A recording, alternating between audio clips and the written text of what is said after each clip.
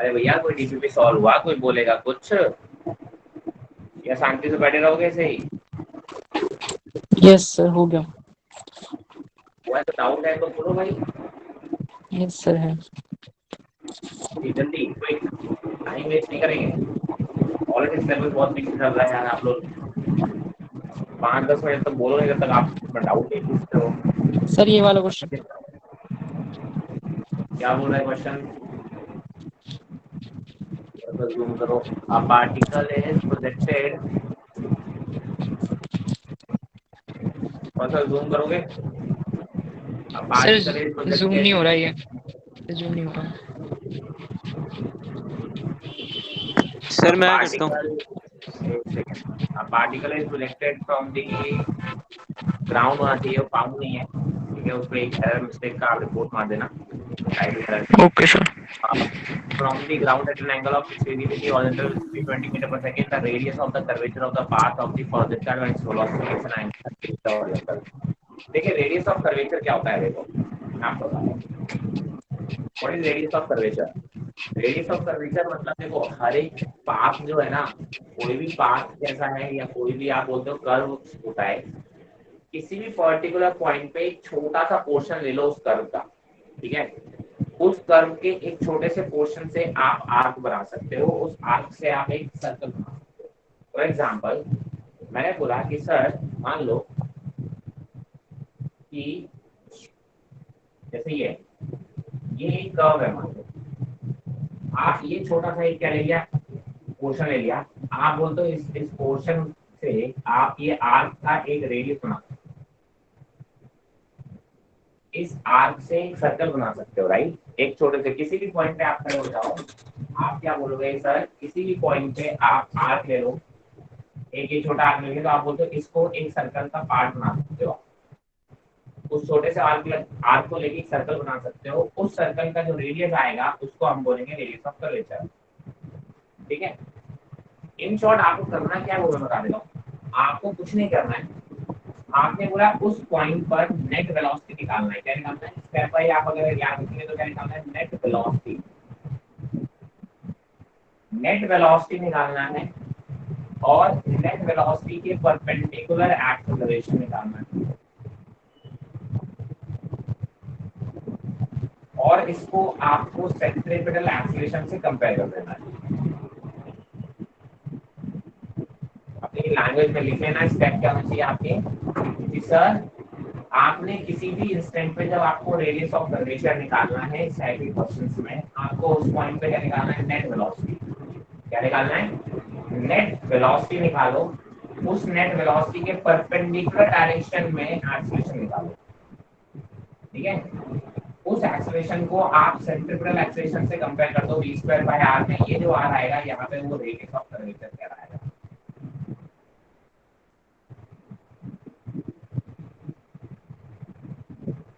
Suppose है ये आपका बोलते हैं पैराबोलिक पाथ है, मान लो इस पॉइंट पे अगर मुझे रेडियस ऑफ कर्वेचर निकालना है तो आप बोलोगे इस पॉइंट पे जो वेलोसिटी होगी वो क्या होगी? v cos थीटा के बराबर होगी। इस टाइम पे नेट वेलोसिटी किसके बराबर होगी? आप बोलोगे सर u cos थीटा के बराबर होगी, क्योंकि इसमें वर्टिकल कंपोनेंट तो इस पॉइंट पे 0 रखा होगा। अब ये वेलोसिटी के परपेंडिकुलर डायरेक्शन में मुझे काम वो चाहिए एक्सेलरेशन। सर यहाँ पे g जो लग रहा है वो एक्चुअली इसके परपेंडिकुलर डायरेक्शन में ही है, तो जो एक्सेलरेशन g है वो परपेंडिकुलर, तो आप बोलोगे सर जो एक्सेलरेशन है परपेंडिकुलर डायरेक्शन में वो कितना है? g है। इसी g को आपको v²/r से कंपेयर कर देना। तो r की वैल्यू क्या आ गई? v²। g की वैल्यू यहाँ पे क्या है? u² cos² theta by g। ये आ गया आपका रेडियस ऑफ कर्वेचर। मैंने कहा इस पॉइंट पे निकालना है। इस पॉइंट पे आपने बोला u वेलोसिटी u थी और यहाँ पे एंगल कितना बना है? थीटा। तो इस पॉइंट पे अगर आपको रेडियस ऑफ कर्वेचर चाहिए तो आप बोलोगे इस पॉइंट पे इसकी नेट वेलोसिटी u है ना, प्रोजेक्शन वाले पॉइंट की बात कर रहा हूँ। और आप बोलोगे इस वेलोसिटी के परपेंडिकुलर डायरेक्शन में आपको एक्सेलरेशन चाहिए। मैंने कहा अगर आप यहाँ पे एक्सेलरेशन निकालोगे तो एक्सेलरेशन तो यहाँ इस डायरेक्शन में जी है। मैंने इस एक्सेलरेशन के आप दो कंपोनेंट कर लो, एक अलोंग दी वेलोसिटी आ जाएगा और एक उसके परपेंडिकुलर आ जाएगा। अगर आप एंगल ये बोलते हो थीटा तो ये वाला एंगल हो जाएगा 90 डिग्री माइनस थीटा, और ये वाला एंगल फिर से कितना हो जाएगा? थीटा। तो आप बोलोगे ये एक्सेलरेशन कितना आ जाएगा? g cos theta. तो इस पॉइंट पे जो वेलोसिटी के परपेंडिकुलर डायरेक्शन का जो एक्सेलरेशन है वो g cos थीटा है। आपने बोला g cos थीटा को किससे कंपेयर कर दो sir v square by r से कंपेयर कर दो। यहाँ पे v किसके बराबर है u के बराबर है, तो यहाँ से जो रेडियस ऑफ कर्वेचर आएगा वो कितना आएगा u square by g cos theta. In short आपको अलग अलग पॉइंट पे अलग अलग रेडियस ऑफ कर्वेचर आएगा। आपके स्टेप क्या होने चाहिए, उस पॉइंट पे नेट वेलोसिटी निकालेंगे, उस नेट वेलोसिटी के परपेंडिकुलर डायरेक्शन में एक्सीलरेशन निकालेंगे और उस परपेंडिकुलर एक्सीलरेशन को सेंट्रिपेटल एक्सीलरेशन वाले एक्सप्रेशन से कंपेयर करेंगे। उसमें v स्क्वायर बाय r जब रखोगे तब आप बोलोगे तो d आएगा, तो सॉरी r आएगा, that is radius of curvature. तो उस पे आपको अप्लाई करना है आपके क्वेश्चन में।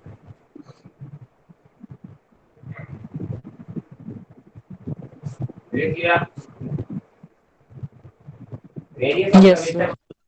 किसी पॉइंट पे अगर उसके पाथ को सर्कुलर मान लिया जाए तो बताओ उसका रेडियस कितना होगा। अब इस पॉइंट पे अगर ये सर्कुलर पाथ माना जाए तो ये वेलोसिटी होगी और उसके परपेंडिकुलर डायरेक्शन में जो एक्सीलरेशन होगा वो सेंट्रिपेटल एक्सीलरेशन का काम कर रहा होगा।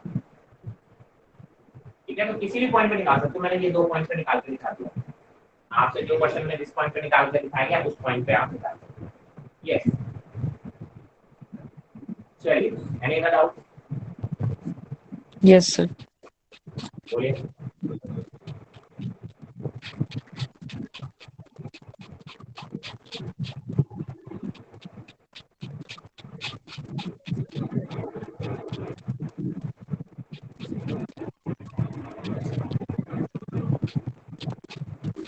सर ये वाला है।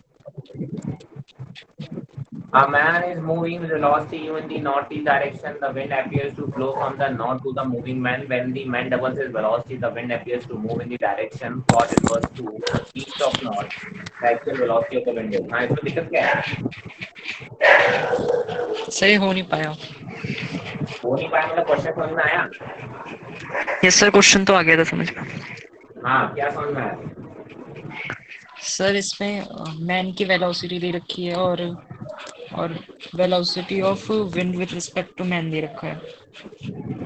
हाँ, सर इसमें वेलोसिटी ऑफ विंड निकालनी है। चलिए देख लो क्या करते हैं।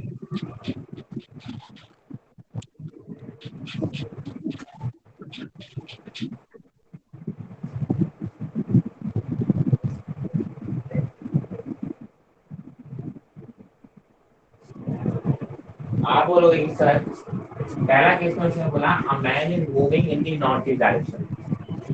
हाँ भाई साहब, ये है नॉर्थ, ये ईस्ट,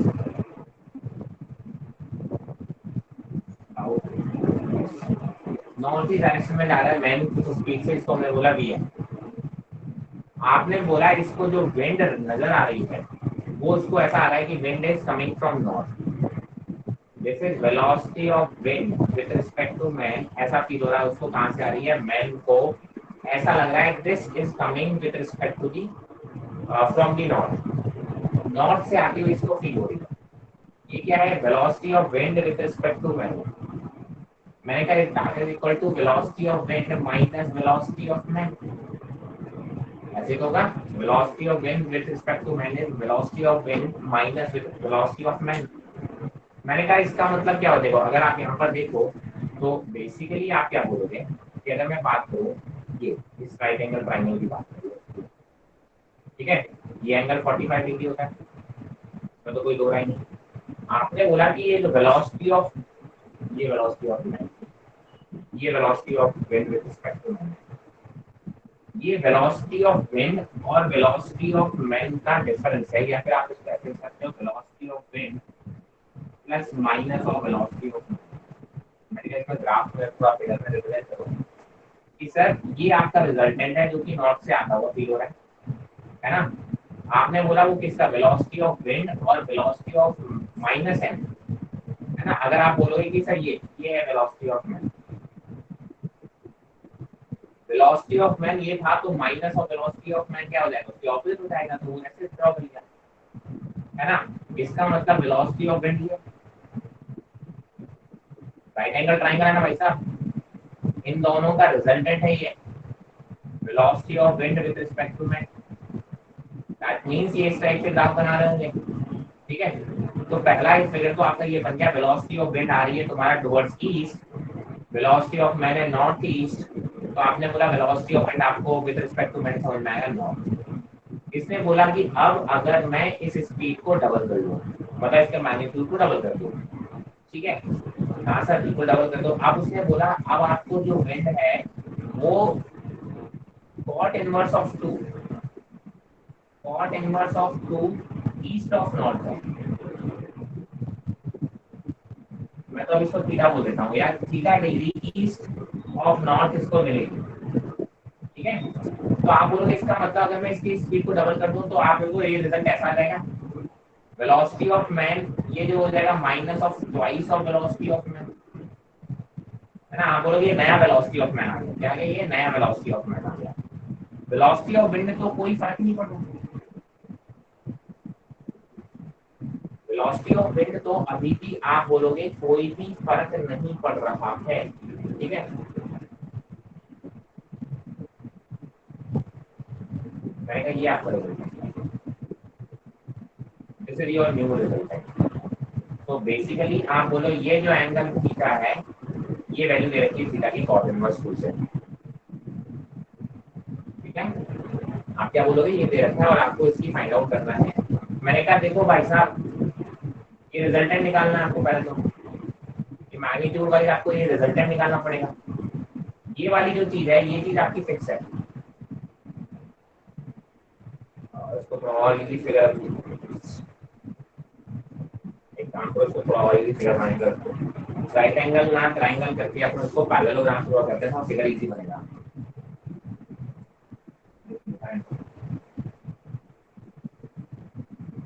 आप ऐसे कर सकते हो,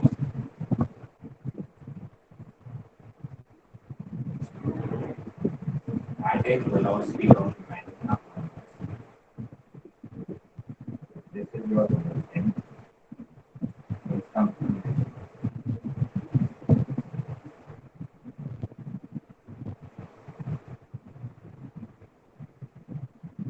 ठीक है कैसे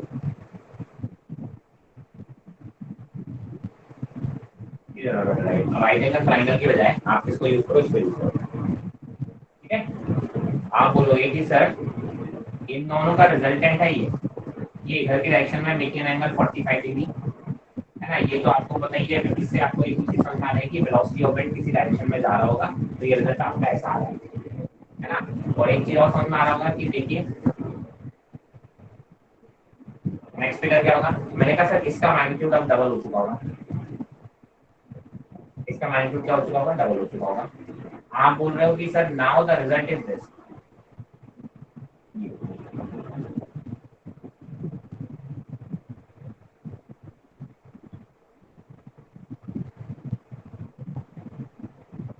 ठीक है। आप बोल रहे हो कि सर आप ये आपको पैरेललोग्राम बनाना है, मतलब ये पैरेललोग्राम ऐसा है, इसका ये वेलोसिटी में और ज्यादा है,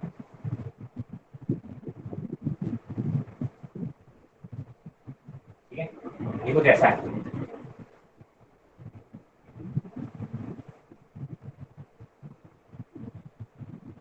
कैलकुलेशन थोड़ा टफ हो रही है यार, ये कैलकुलेशन नहीं आ रही है।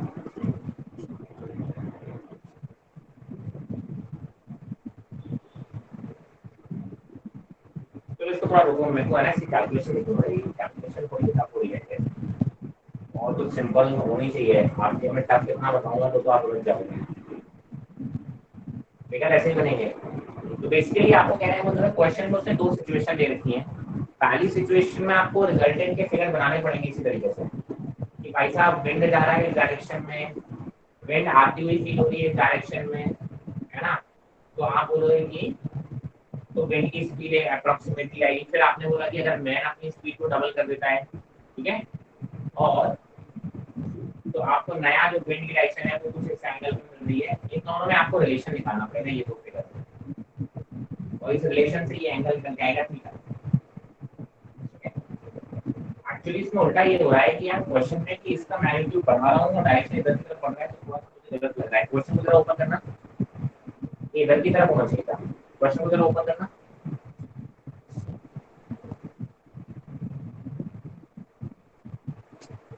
ईस्ट ऑफ नॉर्थ लिखा हुआ है या फिर वेस्ट ऑफ नॉर्थ?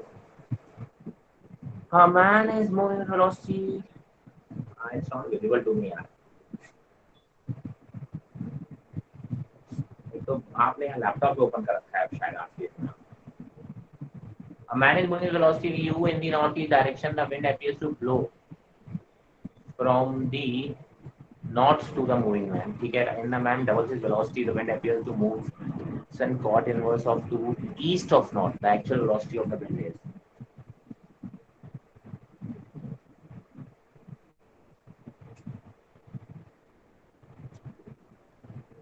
मेरी velocity और open हो जाता है।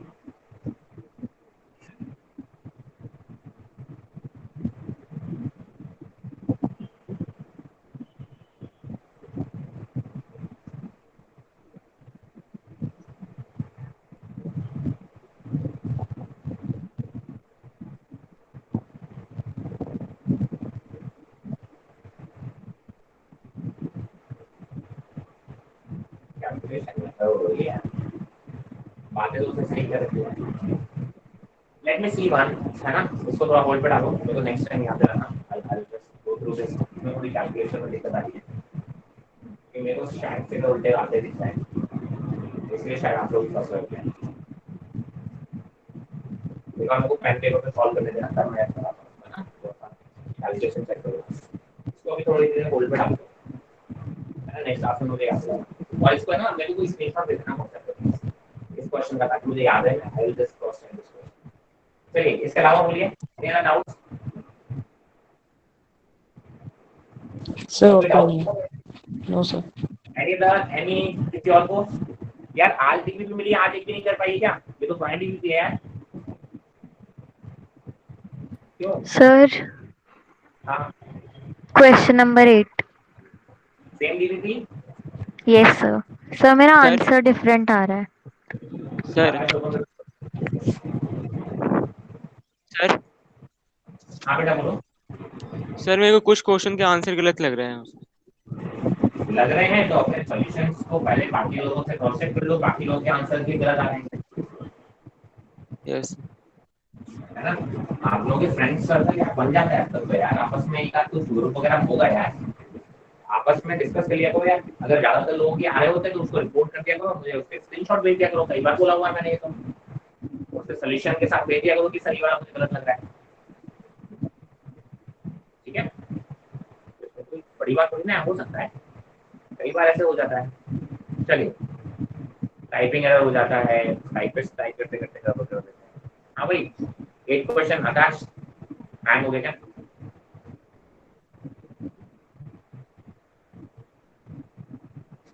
क्या बोल रहा है? अ मैन इज यार आकाश मोबाइल से चलाया कर यार, लैपटॉप से यार उसका है ना, या तो अपना जूम करके रख रखा है ना अपनी स्क्रीन को, सर जूम क्या कर। सर मैं करूँ क्या? मैं फोन पे हूँ। नहीं कोई बात नहीं, हम कर दे तो अब सर अपना पता टैब नहीं खाली। चलेगा। हाँ जो भी है, टैब वगैरह जो भी है। हाँ भाई कौन है इसके पास फोन पे यार, ओपन करना प्लीज। सर मैं करता हूँ। हाँ कर।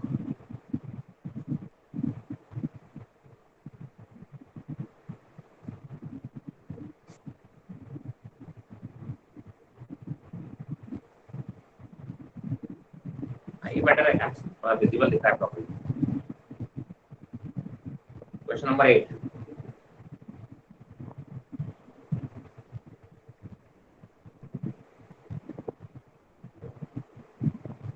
The coordinates of the moving particle at any time t are given by x equal to alpha t cube and y equal to beta t cube.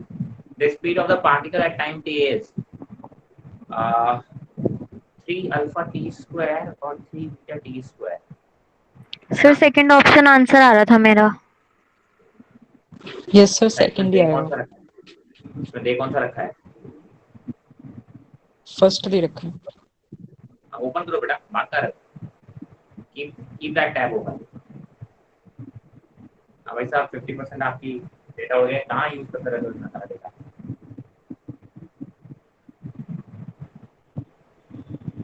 हाँ आई गेस इसका answer second ही दिख रहा है मुझे भी यार। या तो इसमें ना वो alpha T cube plus beta T square होगा। जरा नीचे जाओ, कौन सा ऑप्शन दे रखा है सही?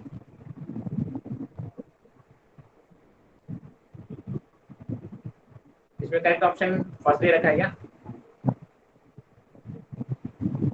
नहीं ठीक है, इसका करेक्ट आंसर मुझे इस क्वेश्चन के हिसाब से सेकंड ही दिख रहा है। वेट वेट, कौन सा ऑप्शन फर्स्ट है भाई साहब? सेकंड नहीं है, फर्स्ट है, first. Correct answer is first. आप पूछो डाउट। एक second. B alpha T square plus B beta T square, यार क्या ये क्या अंडर रूट लोगे तो हाँ सही है, सेकंड ऑप्शन। Okay sir. और सर क्वेश्चन नंबर 10। इसको रिपोर्ट कर देना करेक्ट आंसर और मुझे स्क्रीनशॉट भेज देना। यस, सेकंड ऑप्शन है correct.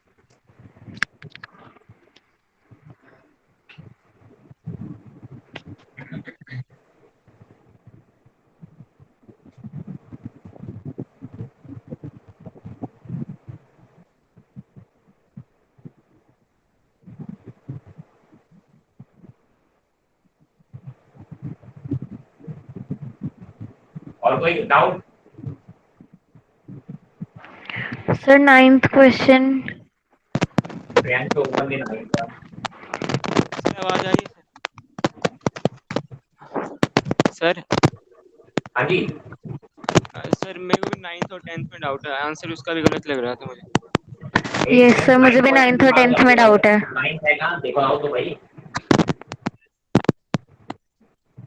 I can't see the ninth one. How can I say anything about that?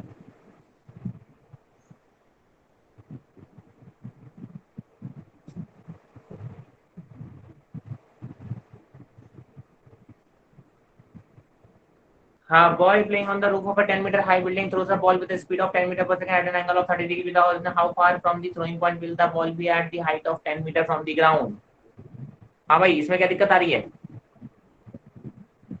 Sir इसमें मेरा 0.866 मीटर आ रहा था।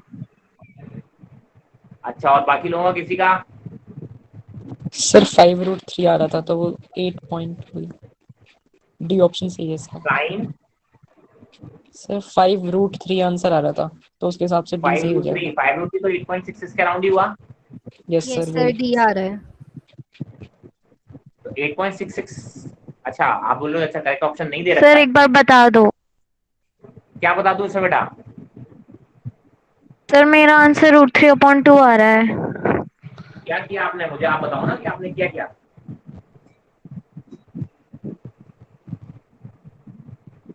सर रेंज का फॉर्मूला लगाया था। रेंज का फॉर्मूले में क्या वैल्यू रखी बताओ भाई। सर u² sin2θ/g वाला लगाया था ना, उसमें 10² sin60/10 आ जाएगा। 10² साइन 60/10। 10 हाँ। और साइन 60 वैल्यू कितनी रखी बेटा तुमने? √3/2। तो बेटा √3/2, एक 10 से 10 कैंसिल हो गया तो 5√3 तो बच रहा है। √3/2 कैसे बचा बेटा? तुमने 10² को 10 से कैंसिल किया, गायब ही कर दिया क्या?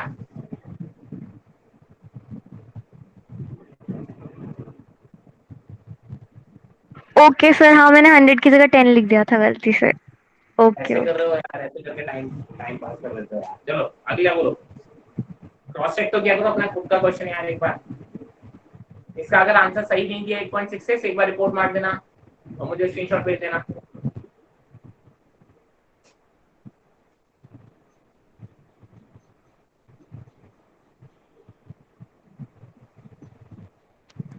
और सर 10th क्वेश्चन में भी डाउट है।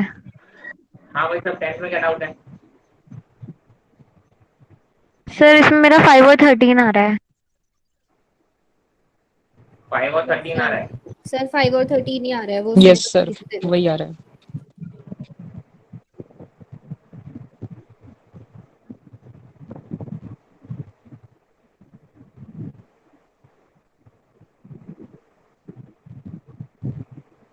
Two forces are such that the sum of their magnitude is 18 Newton. ठीक है?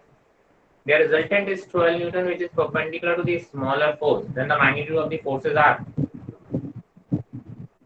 आपने बोला कि सर ये ऐसे है, ये एक A है, ये B है, और आपने बोला ये रिजल्टेंट है। ये 12 है। ये जो स्मॉलर फूड्स है, आपने बोला कि सर ये 5 और 13 होगा तभी ये 12 होगा ना।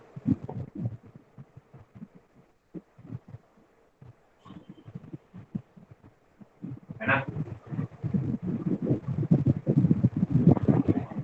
169 या फिर 144, हाँ करेक्ट। ये सही ऑप्शन है ये तो, सेकंड ऑप्शन। क्या आंसर दे रखा है?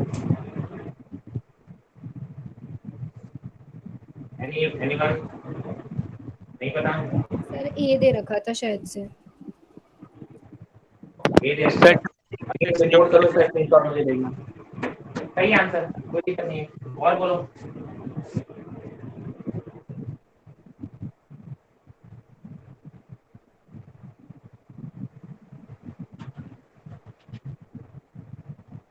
और बोलिए।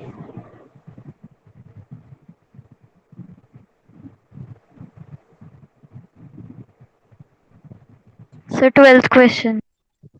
12 क्या बोल रहा है?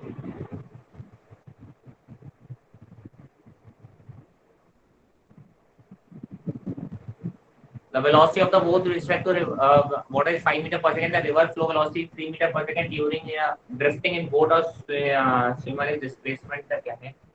Drifting in boat for swimmer is the boat or swimmer is displacement of the boat or swimmer parallel to the river velocity, that is this.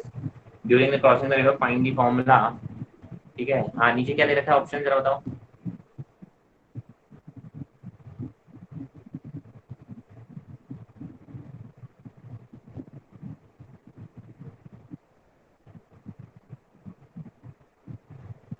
इसमें क्या बताना है बेटा?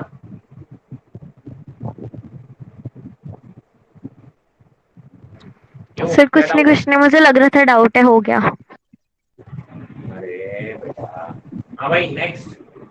और कोई डाउट? सिंपल सा क्वेश्चन है, स्ट्रेट फॉरवर्ड है यार। हाँ जी नेक्स्ट। चलिए, और कोई डाउट? No sir. चलिए, आज वाली डीबीपी किसी ने भी नहीं की एक भी? सर यही तो थी। क्या बात कर रहे हो? 2 डीबीपी आज एनएलएम की आई होगी ना? सर नहीं। No sir. आज चेक किया आपने? आज 2 डीबीपी आई होंगी आप लोगों को? सर आज नहीं आई कोई सी भी। अरे चलो cross check, just hold for second, let me check.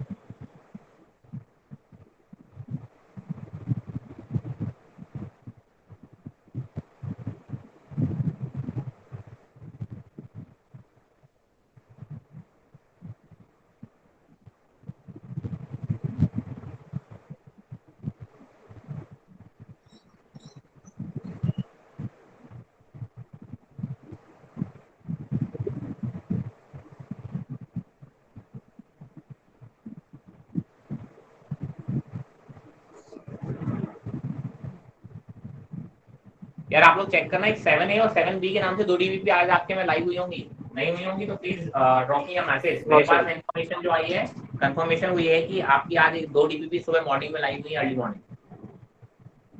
No sir, मैंने अभी देखा है, नहीं हुई। नहीं है सर अभी नो चेक सर। कर नो लिया। सर। नहीं। सर कर लीजिए, नहीं है। 7 अभी तक आपका 7th टॉपिक ही होगा ना, Newton law of motion 7 number से ही आएगा। Yes sir. ये 6 नंबर से चल रहे होंगे अभी तक, मोशन इन प्लेन वाली। यस सर 6 से। चलो देखता हूं मैं, आई विल क्रॉस चेक। मेरे पास सुबह सुबह अपडेट आया है कि it has been made live.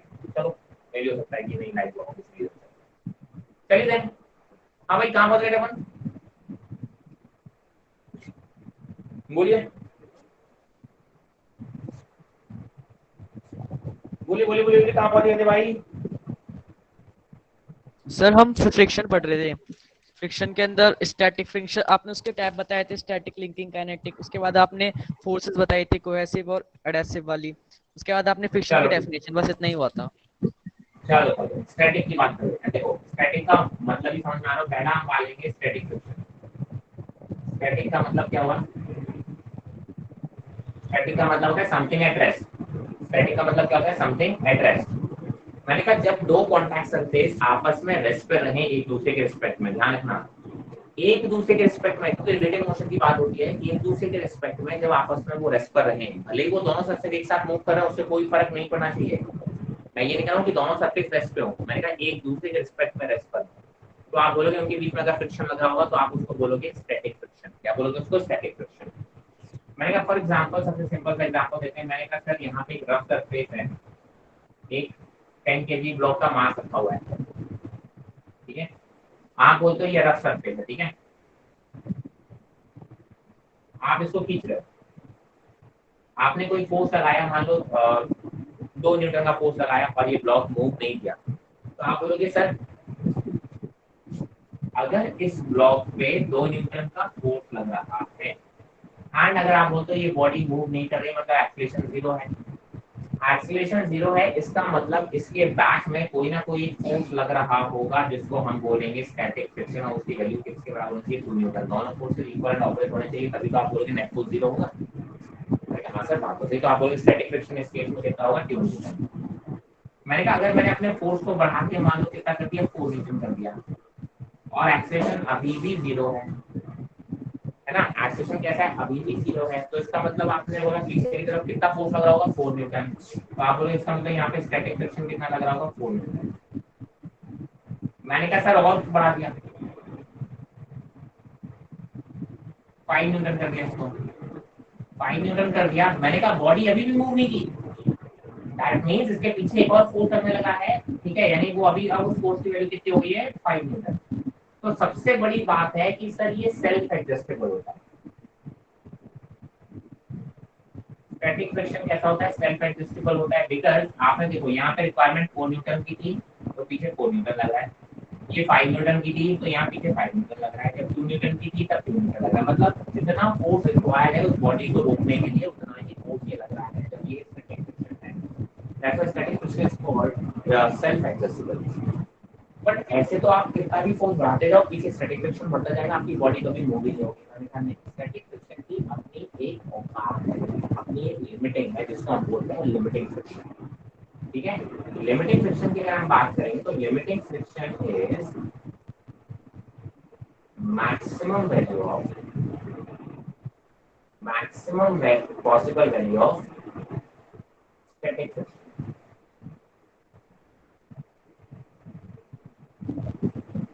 मतलब मैक्सिमम कितना, आप बोलोगे इस बॉडी को रोकने के लिए कितना मैक्सिमम फ्रिक्शन काम कर सकता है, उसको हम बोलते हैं लिमिटिंग फ्रिक्शन। और अगर हम लिमिटिंग फ्रिक्शन की बात करें तो limiting friction is proportional to normal. Limiting friction है वो नॉर्मल के प्रोपोर्शनल होता है, ठीक है, जो इस पर नॉर्मल लग रहा होगा बॉडी का दो कॉन्टैक्ट सरफेस के बीच में। आप बोलोगे कि सर अगर मैं इसको साइन प्रोपोर्शनल साइन हटाऊंगा तो यहाँ पे यूएस आ जाता है, और आप बोलोगे नेगेटिव फ्रिक्शन की वैल्यू होती है। बट ये तभी एक्ट करता है जब आपका जो रिक्वायर्ड फोर्स है बॉडी को रोकने के लिए वो इसके बराबर या इससे ज्यादा हो। अगर इससे कम रिक्वायर्ड फोर्स होगा तो सर ये स्टैटिक फ्रिक्शन उतना ही लगेगा जितना रिक्वायर्ड है। तो ध्यान रखिए जब भी आपसे एक सिचुएशन दी गई और आपसे पूछा गया बताओ उसमें फ्रिक्शन कितना लग रहा होगा, तो आप पहले देखोगे कि कहीं बॉडी रेस्ट पर तो नहीं है। अगर बॉडी रेस्ट पर है तो स्टैटिक फ्रिक्शन लगने के चांसेस है, और उस केस में फ्रिक्शन इतना नहीं लगेगा, उस केस में फ्रिक्शन उतना लगेगा जितना रिक्वायर्ड है ना। होता क्या है कि हम आपसे पूछते हैं बताओ फ्रिक्शन कितना लग रहा है, आप लोग आंख बंद करके ये वैल्यू सॉल्व करके निकाल देते हो। अरे हो सकता है कि आपकी रिक्वायरमेंट इतने फ्रिक्शन की होगी नहीं, तो रिक्वायरमेंट नहीं होगी तो लिमिटिंग फ्रिक्शन उतना लगेगा ही नहीं। लिमिटिंग फ्रिक्शन लगेगा तब जब आप बोलते हो कि आपका जो रिक्वायरमेंट है इस बॉडी को रोकने की वो इसके लिमिटिंग फ्रिक्शन के बराबर या इससे ज्यादा है ना। तो आप बोलोगे जैसे सर अपना फोर्स बढ़ाते जाओगे स्टैटिक फ्रिक्शन बढ़ता जाएगा, कब तक? Up to the limit. एक ऐसा लिमिट आएगा कि इसके ऊपर स्टैटिक फ्रिक्शन नहीं बढ़ सकता। आप बोलोगे दैट वाज द पॉइंट कि सर अगर आपने फोर्स थोड़ा सा भी ज्यादा बढ़ाया तो बॉडी विल स्टार्ट मूव, ठीक है, ठीक है। तो आप बोलोगे सर स्टैटिक फ्रिक्शन की जो मैक्सिमम वैल्यू है म्यू एस क्या होता है? Coefficient of static friction. Mu क्या है? Mu S is coefficient of static friction.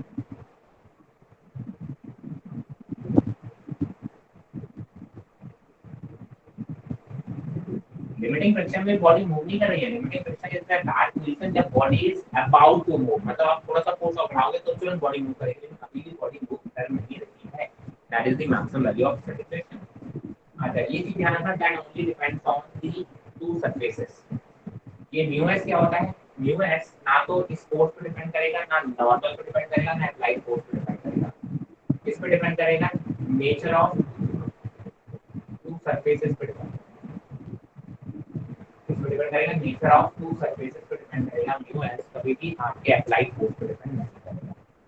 मैंने कहा सर अभी तक तो मुझे इतनी, मैंने कहा सर थोड़ा फोर्स और बढ़ाया तो बॉडी विल स्टार्ट मूविंग, और जब बॉडी स्टार्ट मूव करने लगती है तो आप बोलते हैं कि आपको जो फोर्स होगा, आप फ्रिक्शन का फोर्स होगा, that will be called as static friction.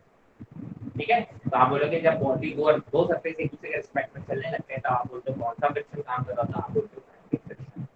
And in this case आप ध्यान रखना कि काइनेटिक फ्रिक्शन की वैल्यू होती है वो थोड़ी सी कमी होती है। आपने कभी देखा होगा कि बॉडी को धक्का देते हो जब बॉडी को चलाना होता है ना? जब बॉडी को चलाना होता है तो आप बोलोगे कि सर चलाने, जब तक बॉडी रुकी हुई है तब तक आपको ज्यादा फोर्स रिक्वायर्ड होता है चलाने के लिए। एक बार बॉडी चलना स्टार्ट कर देती है फिर आप थोड़ा सा कम फोर्स भी लगाओगे तो भी बॉडी चलती रहती है ना। तो kinetic friction slightly limiting friction से कम रिक्वायर्ड होता है ना। तो आप बोलते हो काइनेटिक फ्रिक्शन कब होगा? जब बॉडी मूविंग होगी, है ना। तो काइनेटिक फ्रिक्शन नाम ही है, काइनेटिक का मतलब होता है मोशन से रिलेटेड है, मूविंग बॉडी से रिलेटेड होता है। काइनेटिक एनर्जी आपको याद होगा ना। तो आप बोलोगे सर काइनेटिक का मतलब हो गया कि सर बॉडी इज मूविंग। ठीक है, क्या कोई दिक्कत?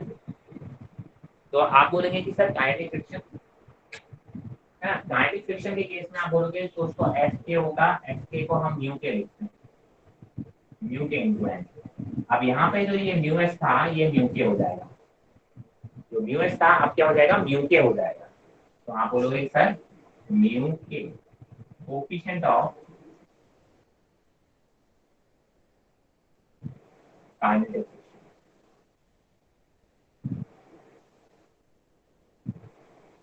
Coefficient of kinetic friction, right. हाँ जी भाई, आप बोलोगे जनरली देखिए इसमें इंपॉर्टेंट पॉइंट क्या है, जो म्यू एस होता है वो हल्का सा म्यू के से ज्यादा होता है।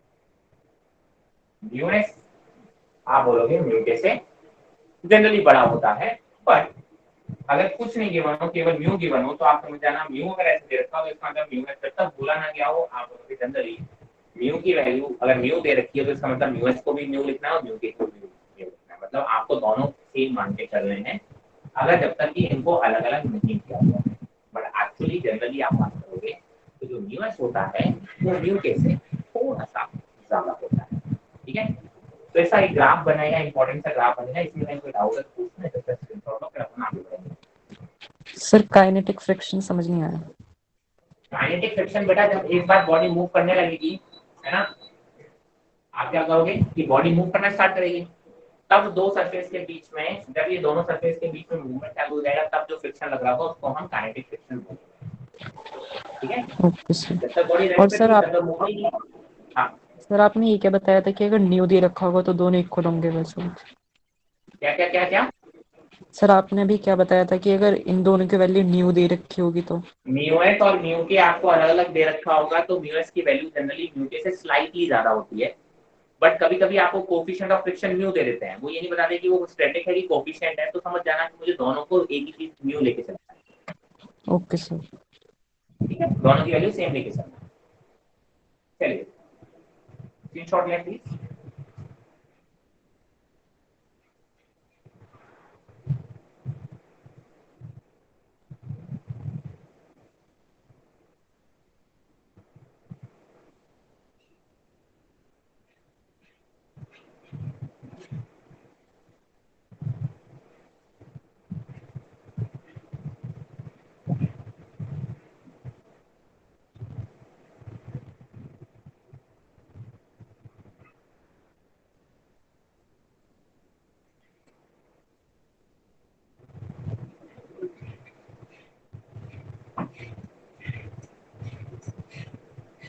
हाँ भाई,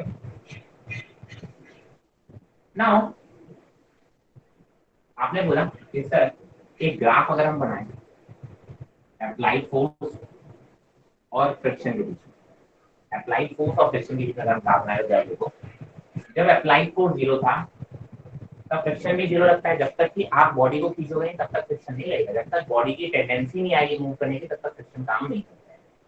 जैसे जैसे आप बॉडी को मूव कराने की कोशिश करोगे देखो फ्रिक्शन भी वैसे वैसे बढ़ता है। अप्लाइड फोर्स आप बढ़ाओगे फ्रिक्शन, क्योंकि स्टैटिक फ्रिक्शन है, बढ़ता जाएगा बढ़ता जाएगा बढ़ता जाएगा तब तक एक मैक्सिमम वैल्यू। मैक्सिमम वैल्यू के बाद अगर आप अप्लाइड फोर्स बढ़ा भी दोगे तो आप बोलते हो कि फ्रिक्शन फोर्स उससे ज्यादा नहीं होता है, फ्रिक्शन फोर्स बिकम कांस्टेंट, है ना। देखिए अप्लाइड फोर्स मैंने बढ़ा दिया बट फ्रिक्शन फोर्स की वैल्यू अब ऊपर बढ़ना स्टार्ट नहीं हुई, क्योंकि यहाँ पे बॉडी रेस्ट पे थी तो आप बोलते हो यहाँ पे स्टैटिक फ्रिक्शन लगा। ये जो मैक्सिमम पीक वैल्यू है इसको हम लिमिटिंग फ्रिक्शन बोलते हैं। फ्रिक्शन की मैक्सिमम वैल्यू जो होती है उसको हम बोलते हैं लिमिटिंग फ्रिक्शन, आप बोलते हो पीक वैल्यू। और जब बॉडी चलने लगती है तो देखिए फ्रिक्शन की वैल्यू लिमिटिंग से थोड़ी सी माइनस से कम होके और कांस्टेंट हो जाती है।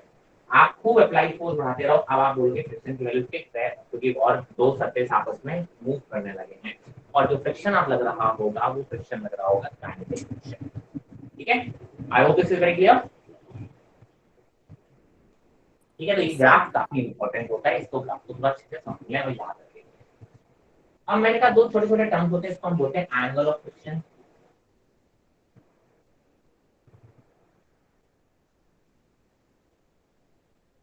और है एंगल ऑफ रिपोज।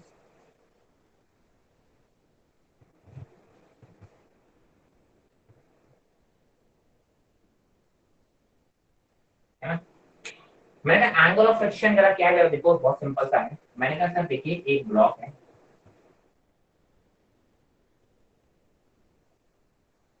इस पे नॉर्मल लग रहा होगा और लिमिटिंग कंडीशन है, इस पे एक अप्लाई फोर्स कर रहा होगा, ऑब्वियसली बात है।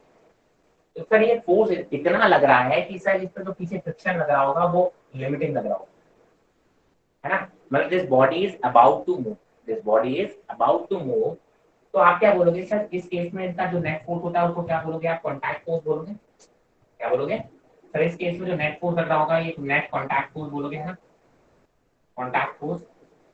ये जो कॉन्टैक्ट फोर्स है ये नॉर्मल से कितना एंगल बना रहा होगा, लैम्डा एंगल बना रहा होगा, इसको हम एंगल क्या बोलते हैं, lambda. This lambda is called angle of friction, this lambda is called angle of friction in case of limiting friction. ठीक है, आप बोलते हो जो नेट कॉन्टैक्ट फोर्स नॉर्मल से कितना एंगल बना रहा होता है उसको हम बोलते हैं एंगल ऑफ फ्रिक्शन। यहाँ से अगर हम कंपेयर करें तो जरा देखो इस राइट एंगल ट्राइंगल में आप बोलोगे 10 लैम्डा क्या होगा, परपेंडिकुलर अपॉन बेस। तो बेस तो है नॉर्मल के बराबर और परपेंडिकुलर है फ्रिक्शन के बराबर, है ना, ये बराबर साइड होगी ना फ्रिक्शन वाली। तो आप बोलोगे परपेंडिकुलर अपॉन बेस मतलब लिमिटिंग फ्रिक्शन अपॉन एन, और लिमिटिंग फ्रिक्शन का फॉर्मूला क्या होता है, म्यू एस इनटू एन, और एन से एन कैंसिल। तो आप देखो यहाँ से आप बोलोगे 10 लैम्डा की वैल्यू किसके बराबर आ गई, तो यहाँ से आप देखो 10 लैम्डा की वैल्यू म्यू एस के बराबर आ गई। तो आप बोलोगे sir mu S is equal to 10 lambda, where lambda is angle of friction. ठीक है, ये बहुत इंपॉर्टेंट रिलेशन है, इसको हम बोलते हैं लैम्डा को हम बोलते हैं एंगल ऑफ फ्रिक्शन। मैंने एंगल ऑफ रिपोज थीटा, मैंने कहा सर मान लो कि सर आपने एक बॉडी को पकड़ा हुआ है, ये एक बॉडी है, ये एक सरफेस पर रखी है, अगर मैं इसका इंक्लिनेशन उठाता जाऊं एक ऐसा एंगल आएगा जिस पर ये बॉडी स्लिप होना स्टार्ट हो जाएगी ना, ये बॉडी क्या हो जाएगी, स्लिप होना स्टार्ट हो जाएगी। It is just about to slip, अगर इससे बढ़ाओगे तो देखो स्लिप होने लगी। तो अगर आप इंक्लाइन प्लेन को बढ़ाते जाओ सर वो मैक्सिमम एंगल जब जाके वो बॉडी कैसी हो जाएगी, स्टेबल हो जाएगी। इसके बाद अगर आपने एंगल और बढ़ाया तो बॉडी अब मूव करना स्टार्ट हो जाएगी।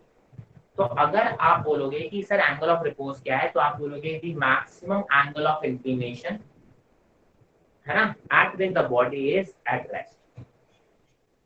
इसके ऊपर जो बॉडी रखी है वो रेस्ट पर होगी, इसके अलावा आपने जैसे थोड़ा एंगल और बढ़ाया आप बॉडी स्टार्ट करेगी मूव करना, उसको हम बोलते हैं एंगल ऑफ रिपोज। अगर आप लिखना चाहो तो क्या लिखोगे, maximum angle of inclination at which the body placed on this is at rest. ठीक है, मैंने कहा जरा देखो मान लो ये वो एंगल है इंक्लिनेशन का, इस पे body is just about to slip, इस पे जो बॉडी रखी है, अब अगर आपने इससे थोड़ा सा भी एंगल बढ़ाया, ठीक है, तो now the body will start moving.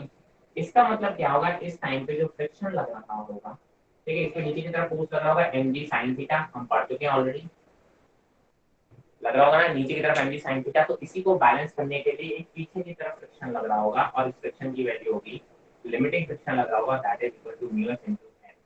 और आपको पता है सर यहाँ पे n की वैल्यू mg cos थीटा के बराबर होगी। ये सब हम पिछले केसेस में पढ़ चुके हैं। ठीक है। देखिए कभी भी आपको फ्रिक्शन की डायरेक्शन निकालनी होगी, फ्रिक्शन कहाँ लगेगा, तो डायरेक्शन निकालने का तरीका है कि उस बॉडी को आप स्मूथ सरफेस मान के चलो और उस बॉडी को वहां रख दो और ये देखो कि वो स्मूथ सरफेस पे बॉडी किधर की तरफ मूव करने के लिए चांसेस दिख रहे हैं। तो फ्रिक्शन उस मोशन को अपोज करने के लिए हमेशा लग रहा होगा।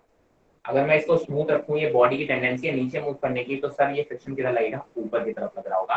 तो इस केस में फ्रिक्शन होगा। आप बोलोगे सर ये एंगल थीटा आ रहा है ना, आप बोलोगे सर ये लिमिटिंग देखिए ये body is about to move, इसका मतलब ये दोनों फोर्सेस अभी बराबर हैं। अगर मैंने एंगल को थोड़ा सा और बढ़ाया तो अभी mg sin थीटा बढ़ जाएगा, अभी तो sin थीटा बढ़ेगा। तो आप बोलोगे अब लिमिटिंग फ्रिक्शन तो नहीं बढ़ सकता ना, तो अब body will have a tendency to move. तो इस केस में लिमिटिंग कंडीशन में आप बोलोगे जो mg sin थीटा है इसका मतलब अब फ्रिक्शन के लिमिटिंग फ्रिक्शन के बराबर है। यहाँ पे थीटा r होगा क्योंकि एंगल की वैल्यू भी थीटा r है। That is equal to limiting friction and that is equal to mu s into n। और n की वैल्यू आप मालूम है ऑलरेडी हम निकाल चुके हैं, किसके बराबर आएगी mg cos थीटा r के बराबर। तो वैल्यू आप पुट करो इसको mu s mg cos theta r is equal to mg sin theta r। mg cancel, देखिए भाई साहब यहाँ से ये क्या है tan theta r is equal to मेरा थीटा r क्या है, एंगल ऑफ रिपोर्ट, ठीक है। एंगल ऑफ फ्रिक्शन में भी देखो म्यू एस की वैल्यू tan लैम्डा के बराबर आ रही है और यहाँ पे भी आप बोलोगे म्यू एस की वैल्यू tan थीटा r के बराबर आ रही है, बट ये दोनों ही चीजें अलग अलग हैं। आप कंफ्यूज मत हो जाइएगा, दोनों चीजों को एक जैसी चीजें मत मान लीजिएगा, दोनों की प्रॉपर डेफिनेशन है। एंगल ऑफ फ्रिक्शन की अगर कोई मुझसे डायरेक्शन डेफिनेशन पूछेगा तो आप क्या बोलोगे, the angle between the net contact force and the normal at the limiting condition. जब कंडीशन कौन सी होगी, लिमिटिंग कंडीशन होगी, जब body is about to move. Angle of repose को आपने ऑलरेडी लिख के लिया होगा कि sir that is the maximum angle of inclination at which body placed on that inclined plane will be at rest. इससे आपने एंगल थोड़ा सा भी और बढ़ाया तो body will have a tendency to move, ठीक है। और आप बोलते हो देखो भाई साहब इनकी डेफिनेशन बहुत इंपॉर्टेंट है। मैं आपको बताऊं 2016 का क्वेश्चन है नीट में, 4-5 लाइन का क्वेश्चन लिखा हुआ था। आप उसको सॉल्व करोगे 2 से 3 मिनट लग जाएंगे और उसके बाद भी सॉल्व होगा कि नहीं होगा इसकी कोई गारंटी नहीं है आपसे। लेकिन जिसको ये डेफिनेशंस क्लियर थी, जिसको ये डेफिनेशंस क्लियर थी उसने 10 सेकंड में क्वेश्चन किया होगा और आगे बढ़ा होगा, उसे पेन चलाने की जरूरत भी नहीं पड़ी होगी। That's why the definition is very important. केवल फॉर्मूला रटने से आपका भला नहीं होगा नीट में, इस बात की गारंटी है, ठीक है। अगर आपको ये डेफिनेशन क्लियर होगी, मैं कह रहा हूँ उस क्वेश्चन को सॉल्व करने में हार्डली 10 सेकंड लगा होगा और आप आगे बढ़ जाओगे। 2016 का क्वेश्चन है, ठीक है। तो इसलिए बोलता हूँ कंसेप्ट बहुत जरूरी है क्लियर होना, सिर्फ फॉर्मूला रखने से काम नहीं चलेगा। किसी भी स्टेप में कहीं पे भी कोई भी डाउट है तो पूछ सकते हो। हाँ भाई, any doubts at any point, any step?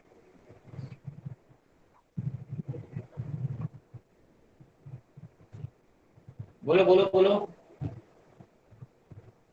कोई डाउट नहीं?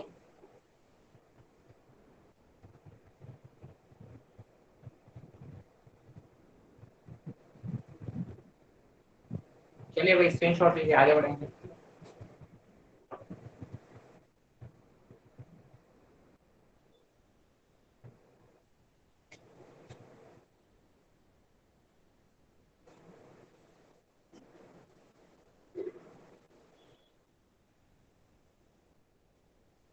मेरे को आंसर देना। When you walk on the floor, आप पर फ्रिक्शन किस डायरेक्शन में लगता है और कौन सा फ्रिक्शन लगता है? अपोजिट डायरेक्शन में लगता है kinetic friction. Kinetic friction. Opposite direction किसके? तुम्हारे, मेरे पड़ोसी, किसकी ऑपोजिट डायरेक्शन की बात कर रहे हो? सर रिलेटिव जो मोशन होता है उसके उसको अपोजिट में लगता है। अरे रिलेटिव मोशन, मुझे ये बताओ, मैं आगे चल रहा हूँ, मुझ पे फ्रिक्शन किधर लग रहा होगा? पीछे की तरफ। और कौन सा लग रहा होगा? Kinetic friction. Both the answers are wrong. When you are walking on the floor, the friction that is acting on you is basically a static friction. ठीक है? And it is acting in the forward direction. ठीक है, आप सोच के देखिए, आप एक बॉडी है और आप पे आपका एक्सेशन आगे की तरफ हो रहा है, इसका मतलब बाहर से कोई ना कोई फोर्स आपका आगे की तरफ लग रहा होगा, तभी तो बॉडी मूव करेगी, वरना तो मैं रेस्ट पे रहता। सोचिए, जब तक मेरे ऊपर बाहर से कोई फोर्स ना लगाया जाए आगे की डायरेक्शन में, तब तक मेरे में आगे की डायरेक्शन में एक्सेलेरेशन आ ही नहीं सकता। अब आगे की डायरेक्शन में मुझे फोर्स लगाएगा कौन? पढ़े ना Newton second law, first law पढ़े ना भाई, लॉ ऑफ इनर्शिया। जब तक मेरे पे कोई नेट एक्सटर्नल फोर्स आगे की डायरेक्शन में नहीं लगेगा, मेरा नेट एक्सेलरेशन आगे की डायरेक्शन में 0 होगा। दैट मींस कोई ना कोई बाहर से मुझे हॉरिजॉन्टल डायरेक्शन में, फॉरवर्ड डायरेक्शन में कोई फोर्स लगा रहा है, and that force is friction. हाँ सर आ गया।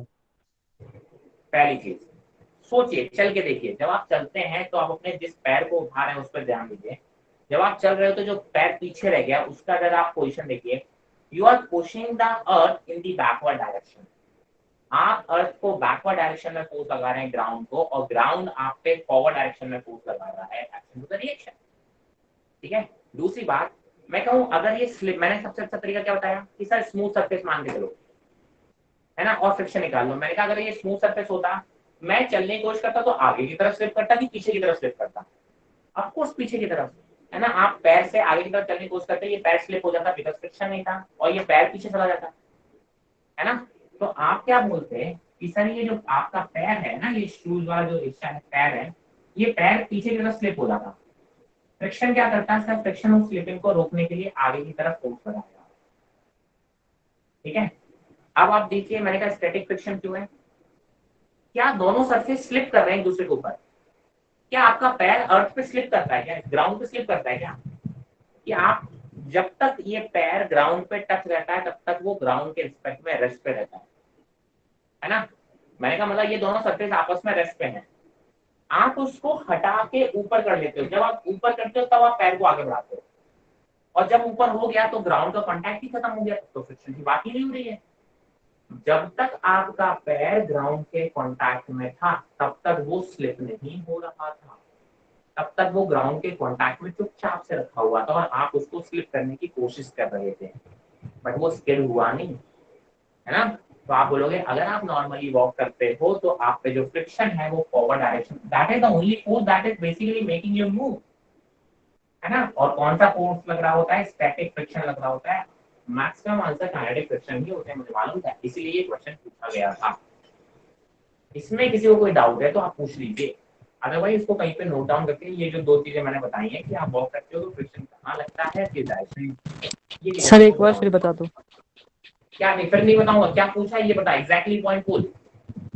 सर वही, वो फॉरवर्ड डायरेक्शन में फ्रिक्शन कैसे लग रहा है? तेरे हिसाब से कैसे लगना चाहिए तू बता। सर मुझे तो आया ही नहीं समझ। अरे समझ नहीं है तो तेरे साथ कुछ तो समझ में आया होगा, तेरे हिसाब से कैसे लगेगा, कहाँ लगेगा? कुछ समझ में नहीं आया, 10 मिनट की जनता के बाद एकदम से आप बोलो कि वैसे कुछ समझ में नहीं आया, थोड़ा होता है। आपके हिसाब से कहाँ लगना चाहिए? सर पता नहीं। पता नहीं, बैठ जा फिर घर पे, पता नहीं। भाई साहब कुछ मैथड बताया मैंने आपको फ्रिक्शन फाइंड आउट करने का तरीका? सर कल की क्लास में मेरा वो थोड़ा वो हो गया बेटा था, अभी क्या कहते बताया हैं, मैंने, लॉस्ट हो अभी गया था। बताया मैंने आपको बोला था कि फ्रिक्शन की डायरेक्शन फाइंड आउट करने का सबसे सिंपल तरीका क्या है? सर वो मोशन को अपोज करता है। मोशन को अपोज नहीं करता, मारूंगा कान के नीचे। मैंने बोला कि सबसे सिंपल तरीका है फ्रिक्शन की डायरेक्शन फाइंड आउट करने का, वो तरीका क्या बताया अभी? सर मेरा ध्यान ही नहीं रहता है क्लास में, मेरे को अभी तो 10 मिनट पहले जो चीज बताई वही मुझे याद नहीं है, और या तो याद होगी तो मैं सुना नहीं आ रहा, ठीक है सर ने बोला ठीक है सुन लेंगे, मैंने तुरंत नोट डाउन नहीं किया, है ना। सर बता दो पूरा।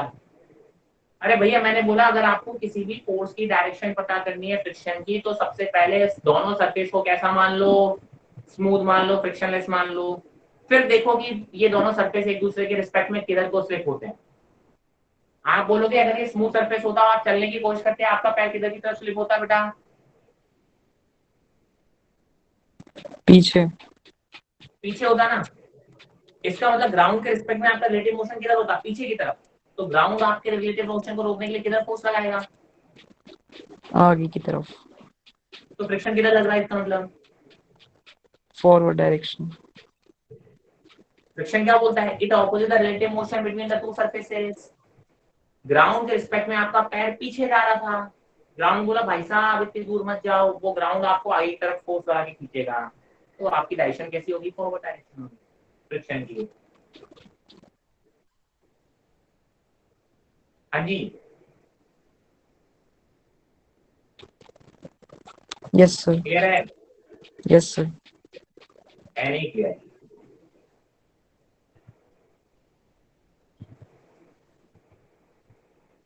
हाँ भाई साहब, फ्रिक्शन बताने की डायरेक्शन को मैंने सबसे सिंपल तरीका क्या बताया? डायरेक्शन कैसे फाइंड आउट करना होता है बताओ?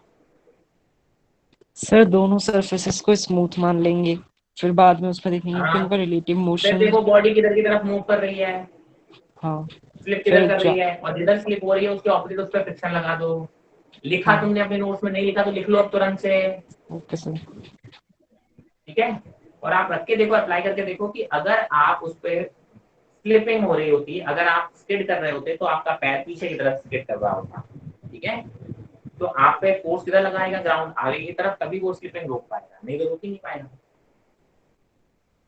चलिए, तो ये तो कुछ बातें हुई आपकी बेसिकली फ्रिक्शन से रिलेटेड। इससे कुछ क्वेश्चन वगैरह आप पे आएंगे, क्वेश्चन आपको एंड जीपीटी मिली होनी चाहिए थी, आई डोंट नो व्हाई नहीं लाई हुई है। Now we are going to talk about pseudo force.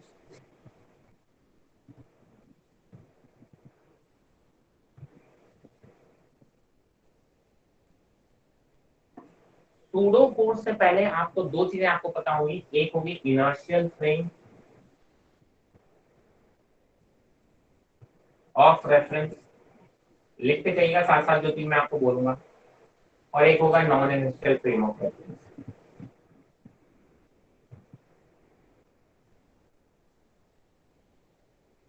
Frame of reference, FOR, ठीक है? F.O.R मतलब frame of reference. Frame of reference क्या होता है? मैंने कहा आप किसी भी मोशन को किसी के रिस्पेक्ट में स्टडी करते हो। फॉर एग्जांपल एक ऑब्जर्वर है, उस ऑब्जर्वर के रिस्पेक्ट में सारी स्टडी हो रही होती है। जनरली हम बात करते हैं ऑब्जर्वर कहाँ खड़ा होता है? ग्राउंड पे खड़ा होता है, बट हम कहीं पे भी खड़े होकर अपने मोशन की स्टडी कर सकते हैं। अब होता क्या है कि सर पहला लॉ जो था ना इनर्शियल लॉ, उसमें न्यूटन ने कुछ डेफिनेशंस भी दी थी, उनमें से एक थी कि इनर्शियल फ्रेम और नॉन इनर्शियल फ्रेम। उसने बोला कि सर इनर्शियल फ्रेम वो फ्रेम होंगे, फ्रेम का मतलब समझ रहे ऑब्जर्वर, बेसिकली ऑब्जर्वर जो खड़ा है वो फ्रेम हो गया, है ना? आपका जो ऑब्जर्वर है, जो ऑब्जर्व कर रहा है, उसको हम क्या बोलते हैं? फ्रेम बोलते हैं, ठीक है? कोई ऑब्जर्वर से एक्स एक्सिस, वाई एक्सिस और जेड एक्सिस अगर मैं लिंक कर दूं तो वो एक फ्रेम बन गया, है ना? तो बेसिकली आप तो ऑब्जर्वर मानिए, रेफरेंस का मतलब क्या हुआ? फ्रेम ऑफ रेफरेंस मतलब ऑब्जर्वर है। अगर आपका observer is at rest, ground के रिस्पेक्ट में अगर वो रेस्ट पर है, ये इसमें आप लिख लीजिए अपनी लैंग्वेज में जो मैं बोल रहा हूँ। अगर आपका observer, if the observer is at rest और moving with constant velocity with respect to the ground, then the frame of reference या ऑब्जर्वर जो है वो आपका इनर्शियल फ्रेम ऑफ रेफरेंस कहलाएगा। Correct? Inertial frame of reference जब भी मैं बात करूं तो आप समझेंगे ऑब्जर्वर, ठीक है? तो मैंने कहा if my frame of reference is either at rest और moving with constant velocity, then the frame of reference is inertial.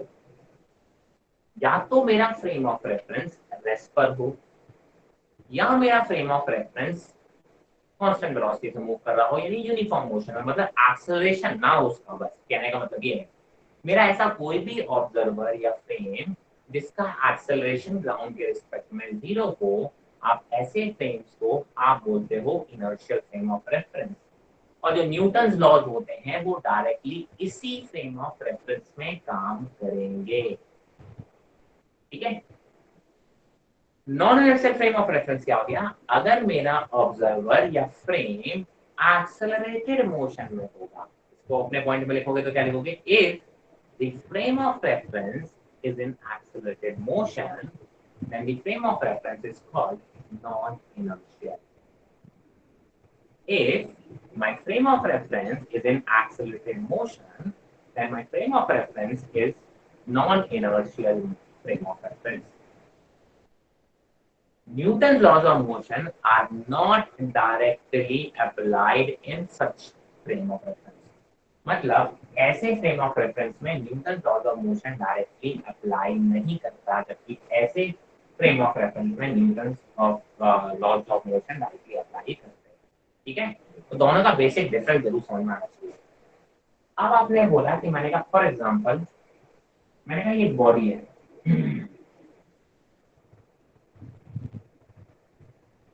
कोई भी बॉडी है एम मास की, इसको एक फोर्स लगा रहे हो एफ और आप बोलो इसका जो acceleration with respect to the ground आ रहा है वो क्या।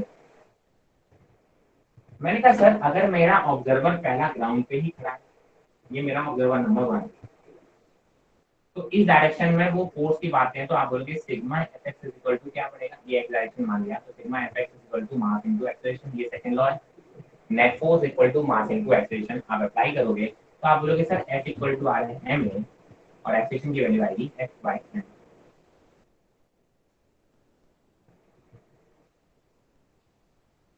अब आप सोचिए कि सर अगर मेरा दूसरा ऑब्जर्वर है, ये ऑब्जर्वर खुद मूव कर रहा है ए एक्सेलरेशन से, ए ओ एक्सेलरेशन से, इसका खुद का एक्सेलरेशन ए हुआ है, इस बॉडी का एक्सेलरेशन ग्राउंड के रिस्पेक्ट में ए है, तो इसको एक्सेलरेशन कौन सा लगेगा, आप बोलोगे इसका जो एक्सेलरेशन बॉडी का एक्सेलरेशन होगा, acceleration of the body with respect to the observer, ये 2 that is equal to acceleration of the body मतलब ए माइनस ए, ऐसे तो लिखोगे आप।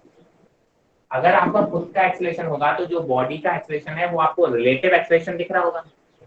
एक्चुअली में ग्राउंड के रिस्पेक्ट में एक्सेलरेशन कितना हो रहा है ए, बट इसको दिख कितना रहा होगा sir acceleration A minus A, relative है ना, relative motion relative acceleration of the body with respect to the observer वो कितना होगा इतना, है ना। उसको तो ये लगेगा ना भाई ये एक्सेलरेशन से बॉडी मूव कर रही है, बॉडी किसी भी एक्सेलरेशन से मूव कर रही है मुझे उसका मतलब नहीं है।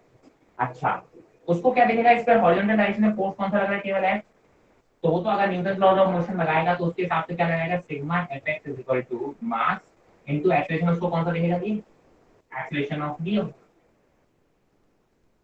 ये लगाएगा ना, इसके हिसाब से Newton second law of motion यही लगना चाहिए। तो आप लगाओगे तो आप बोलोगे F is equal to M और ए बी की अगर वैल्यू रखोगे तो क्या आएगा M A minus A naught. क्या ये दोनों इक्वेशन एक ही आ रही है, नहीं, इसका मतलब ये तो मुझे मालूम है ये रिजल्ट सही है, लेकिन ये जो इक्वेशन आ रही है अलग आ रही है, तो इसका मतलब इसका रिजल्ट कैसा आएगा, अलग आएगा। मतलब आप बोलोगे ये जो सेकंड लॉ ये लगा रहे हैं डायरेक्टली अप्लाइड नहीं है इन सच कंडीशंस अगर आपका ऑब्जर्वर नॉन इनर्शियल है। नॉन इनर्शियल मतलब आपका जो ऑब्जर्वर है वो खुद एक एक्सीलरेटिव मोशन में है।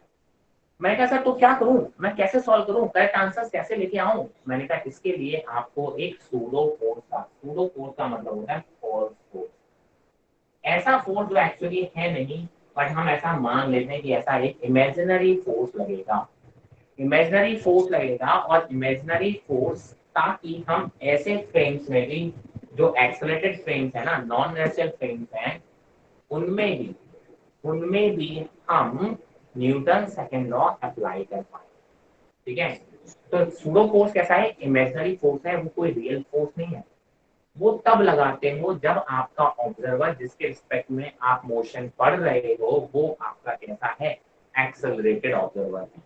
ठीक है, तो आप बोलोगे तब आप लगाते हो उसमें सूडो फोर्स का कंसेप्ट, बहुत अच्छी बात है। अब मैंने कहा सूडो फोर्स लगता किस डायरेक्शन में, इसको अच्छे से अपने नोट कर लेना। ये जो बोल रहा हूँ आप अपने कॉपी में नोट करते जाइए कि साथ में सूडो फोर्स एक इमेजिनरी फोर्स है। इस फोर्स को हम क्यों लगाते हैं, ताकि हम उसमें नॉन इनर्शियल फ्रेम्स में हम न्यूटन्स लॉज को अप्लाई कर पाए करेक्टली। ठीक है, ये इसका रीजन हो गया, ताकि we can apply Newton's second law या Newton's laws of motion in the non-inertial frame of references। अब सूडो फोर्स का अमाउंट कितना होता है, मैंने कहा सूडो फोर्स लगता किस डायरेक्शन में, जरा देखो इसी की बात करें। सूडो फोर्स जो होगा, सूडो फोर्स की डायरेक्शन होगी opposite to the acceleration of the observer. पहला point, the direction of pseudo force is in the direction opposite to the acceleration of the observer। Observer की डायरेक्शन के opposite direction में ये pseudo force लगेगा, लेकिन ये लगेगा किस पे, इस बॉडी पे जिसकी स्टडी की जा रही है। तो आप बोलोगे जो सूडो फोर्स होगा वो इधर की डायरेक्शन में लगेगा। सूडो फोर्स की डायरेक्शन क्या होगी, that is the direction opposite to the acceleration of the observer, उसकी डायरेक्शन के ऑपोजिट डायरेक्शन में लगेगा। और इस सूडो फोर्स का मैग्नीट्यूड कितना होगा, मैं कहा that is equal to the mass of the body into acceleration of the observer. लिख लो वहां पे, है ना, magnitude of the pseudo force will be equal to the mass of the body जिस पे वो फोर्स लगाया जा रहा है into acceleration of the observer, ठीक है, into acceleration of the observer. तो सूडो फोर्स इस बॉडी पे कहाँ है, आपने बोला इसके रिस्पेक्ट में आपको अगर सॉल्व करना है तो आपने ये सूडो फोर्स लगाना पड़ेगा। सूडो फोर्स किधर लगाना पड़ेगा, इधर की तरफ एक इमेजिनरी फोर्स मानना पड़ेगा, डायरेक्शन किसकी, इसके एक्सेलरेशन के ऑपोजिट। तो मैंने इधर लगाया इसीलिए। इसका मैग्नीट्यूड कितना, बॉडी का मास into acceleration of the observer, answer ये लगा दिया। अब आप बोलोगे सर एक फोर्स तो इसको ये लग ही रहा होगा तो इसको दिखेगा। मैंने कहा इसका एक्चुअल एक्सेलरेशन तो ए है, बट इसको कितना एक्सेलरेशन दिखेगा, बोलोगे ये दिखेगा। अब आप लगाओगे sigma F X is equal to M into A O B O, acceleration of body with respect to the observer. मैं का वैल्यू रख दो। अब एक्सेलरेशन देखो, दो फोर्सेस लग रहे हैं यहाँ पे एक्स डायरेक्शन में, इस डायरेक्शन में एफ है और इस डायरेक्शन में एफ एस है। तो आप बोलोगे F minus F S is equal to M, इसकी वैल्यू रखोगे तो कितना आएगा, ए माइनस ए नॉट। ठीक है, मैंने कहा वैल्यू पुट करो, एफ माइनस एफ एस की वैल्यू रख दो M A naught is equal to M into A minus M into A naught. ये एम ए नॉट कैंसिल हो गया, तो देखो एफ की वैल्यू किसके बराबर आ गई, एम इंटू ए के बराबर आ गई, जो कि एक करेक्ट रिलेशन था। हमने अगर देखा जाए तो यही रिलेशन मेरा इनर्शियल फ्रेम में भी आया था और यही रिलेशन मेरा नॉन इनर्शियल फ्रेम में भी आया था। इसका मतलब अब आपने जो न्यूटन लॉज लगाए हैं वो आप पहले रखोगे, समझ में आया। तो देखिए सूडो फोर्स जो है वो एक कंसेप्ट है, क्यों लगाया जाता है, वो just to apply Newton laws of motion in the non inertial frame of references. अब प्रॉब्लम को आप इसके रिस्पेक्ट में भी सॉल्व कर सकते हो और इसके रिस्पेक्ट में भी। 99% केसेस में मैं हमेशा ग्राउंड के रिस्पेक्ट में ही सॉल्व करता हूँ, इसलिए मुझे सूडो फोर्स की रिक्वायरमेंट नहीं होती है ना, कोई सूडो फोर्स मुझे रिक्वायर्ड नहीं होता। बट अगर आपको मेंशन ही कर दिया जाए नहीं आपको तो उसके रिस्पेक्ट में ही सॉल्व करना है, तब आपको सूडो फोर्स आना जरूर चाहिए। मैं तो अपनी प्रॉब्लम के मान के चलो 99% प्रॉब्लम्स को बिना सूडो फोर्स के ही सॉल्व करता हूँ, क्योंकि मैं सूडो फोर्स को अवॉइड करता हूँ, क्यों जबरदस्ती एक्स्ट्रा कंसेप्ट अपनी प्रॉब्लम में लगाऊं। तो सेम प्रॉब्लम आप सूडो फोर्स के बिना भी सॉल्व कर सकते हो, सूडो फोर्स के साथ भी। कैसे, अगर आपका ऑब्जर्वर, आप रेफरेंस जो ले रहे हो वो आप इनर्शियल ले लोगे तो सूडो फोर्स की रिक्वायरमेंट ही नहीं है, और अगर आप नॉन इनर्शियल ले लोगे तो सूडो फोर्स की रिक्वायरमेंट आएगी। ठीक है, तो सूडो फोर्स का कंसेप्ट में अगर कहीं कोई डाउट है तो आप मुझसे पूछ लीजिए। चलिए बताइए, कोई एनी डाउट। सारी चीजें जो मैं बोलता हूँ उनको लिखते चला कीजिए, सिर्फ आप प्रवचन की तरह सुनिएगा नहीं। छोटे छोटे पॉइंट्स मैं बोलता हूँ 3 बार 4 बार, मैं इसलिए रिपीट करता हूँ ताकि आप उनको नोट डाउन कर पाए।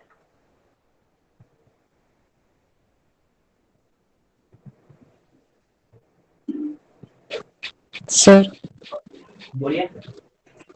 सर वो जो इनर्शियल फ्रेम ऑफ रेफरेंस था उसमें जो ऑब्जर्वर था वो रेस्ट और moving with constant velocity with respect to ground था। ऑब्जर्वर एक्सेलरेटेड मोशन में नहीं होना चाहिए, चाहे वो रेस्ट पे हो या फिर यूनिफॉर्म वेलोसिटी से मूव कर रहा हो, बट एक्सेलरेशन नहीं होना चाहिए ऑब्जर्वर पर।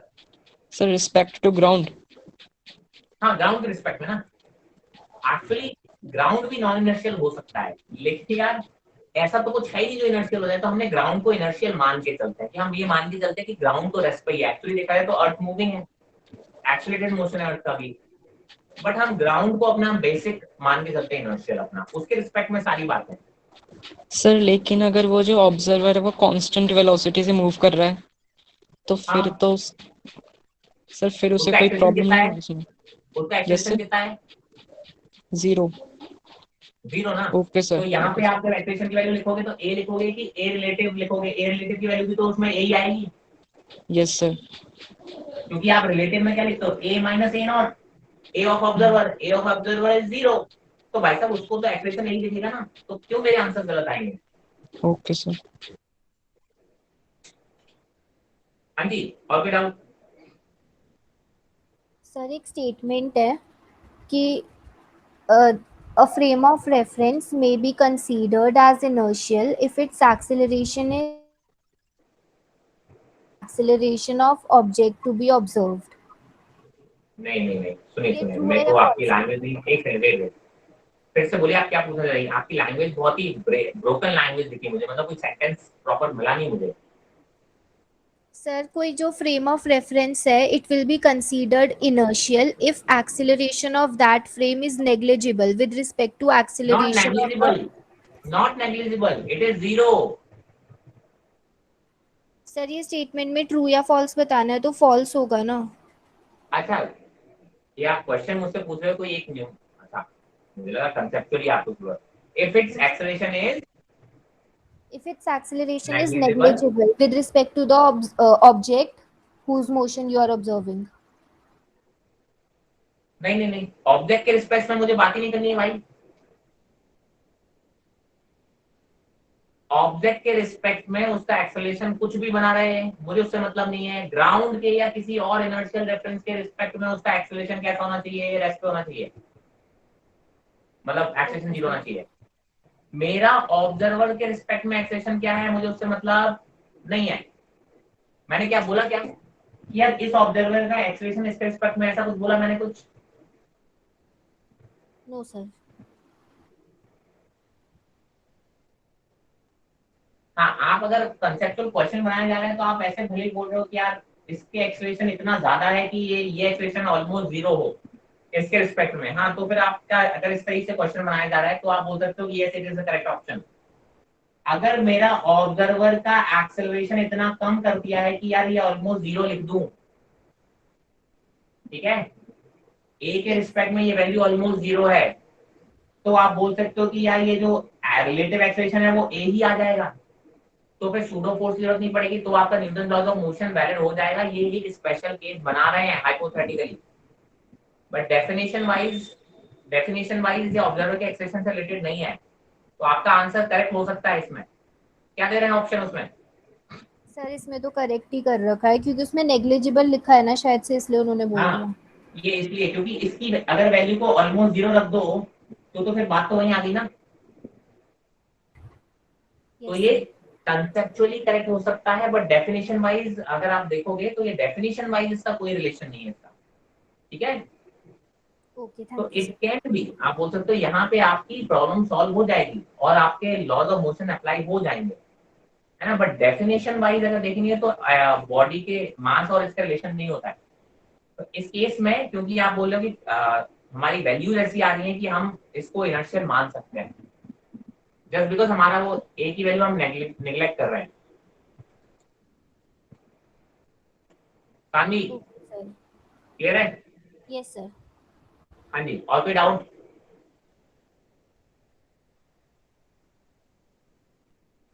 एनी अदर डाउट्स किसी को?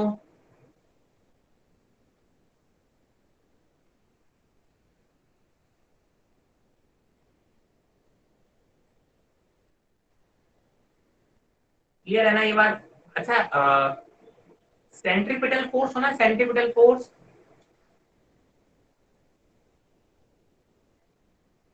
है ना, Yes, sir. और सेंट्रीफ्यूगल फोर्स होना है। Yes, sir. सेंट्रीफ्यूगल फोर्स क्या होता है?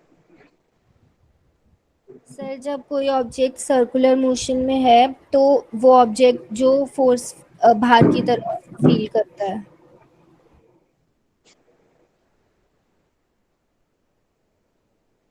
Any other person saying something else about centrifugal?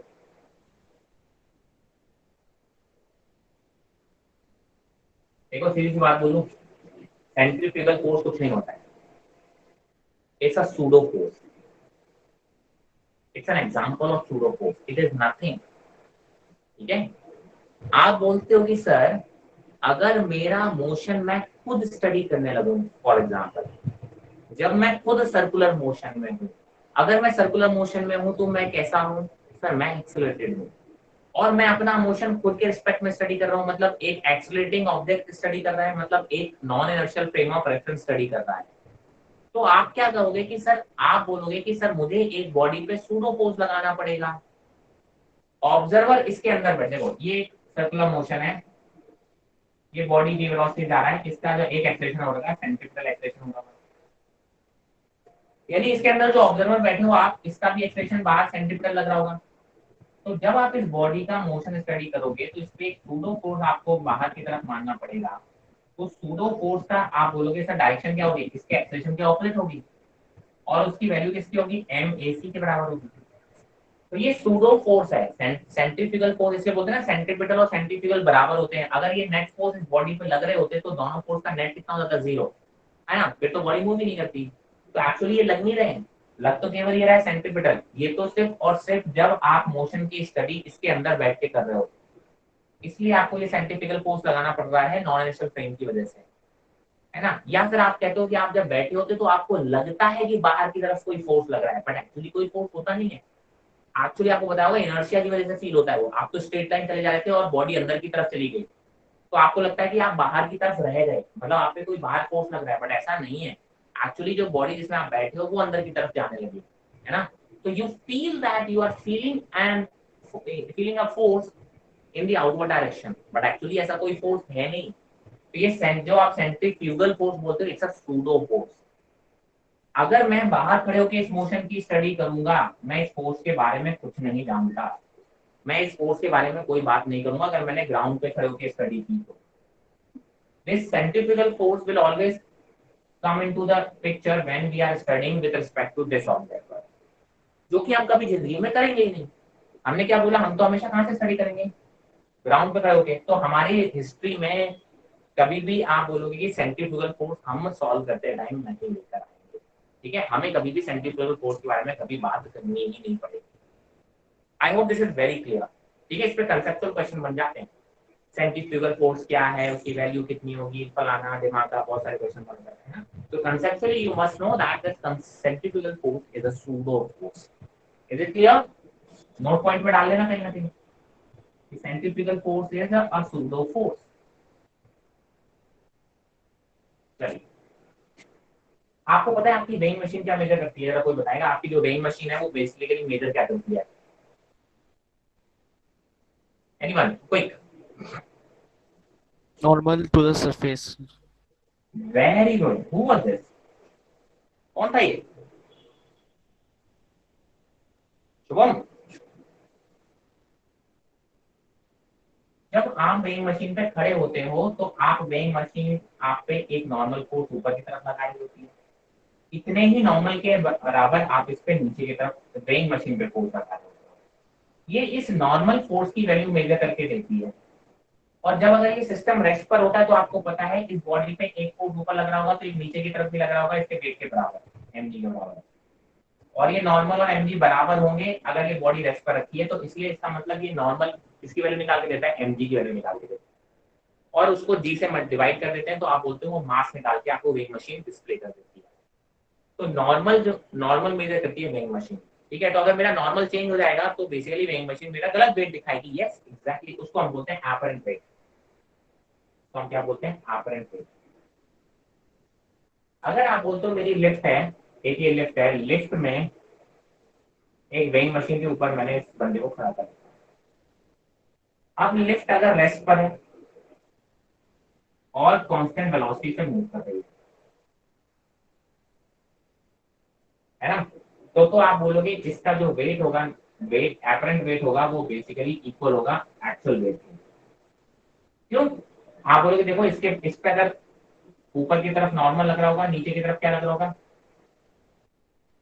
Wait, है ना, और इसका रेस्ट पर है या वेलोसिटी कांस्टेंट है, मतलब एक्सेलरेशन कितना है, 0 है, तो आप बोलोगे नॉर्मल और वेट कैसे हैं, बराबर है। तो पहला केस तो ये है कि अगर आपकी लिफ्ट रेस्ट पर है या कांस्टेंट वेलोसिटी से मूव कर रही है, अपसाइड या डाउनवर्ड, उससे कोई फर्क नहीं पड़ेगा। आप बोलोगे सर इसमें जो ये यहाँ रीडिंग आएगी वो कैसी आएगी, एपरेंट वेट की वैल्यू एकदम एक्चुअल वेट के बराबर आएगी, है ना। मेरा सेकंड केस, अगर आपकी लिफ्ट इज एक्सेलरेटिंग अपवर्ड्स।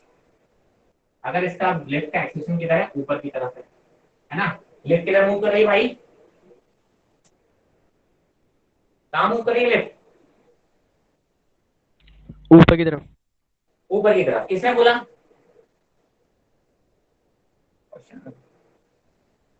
फंस जाते हो ना भाई साहब, किसने बोला ये लिफ्ट ऊपर मूव कर रही है,